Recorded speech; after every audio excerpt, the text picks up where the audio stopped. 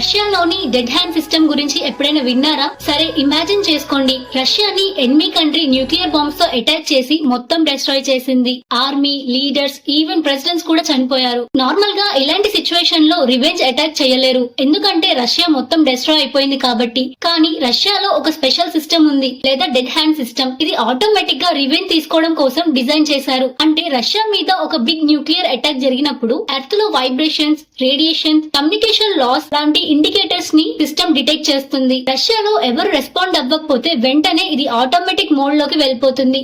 ఈ సిస్టమ్ ఒక command missile ని లాంచ్ చేస్తుంది. ఈ మిజైల్ లో బాంబ్ ఉండదు, కానీ రిమైనింగ్ రష్యా మిజైల్స్ కి స్టార్ట్ రివెంజ్ అని సిగ్నల్ పంపిస్తుంది. అప్పుడు రష్యాలో మిగిలిన missiles under ground silos, submarines launch అవుతాయి. రీసెట్ టార్గెట్స్ మీద enemy cities, military bases attack చేస్తాయి. రష్యా మీద న్యూక్లియర్ అటాక్ వచ్చి వాళ్ళు మొత్తం డిస్ట్రాయ్ అయినా సరే ఒక రివెంజ్ అటాక్ సిస్టమ్ వాళ్ళకి హెల్ప్ చేస్తుంది. ఎవరు ఉన్నప్పటికీ కాదు, ఎవరు లేకపోయినా కూడా రష్యా అటాక్ చేయగలుగుతుంది. ఆ ఇన్ఫర్మేషన్ మీకు వర్తి అనిపిస్తే లైక్ అండ్ సబ్స్క్రైబ్ చేయండి.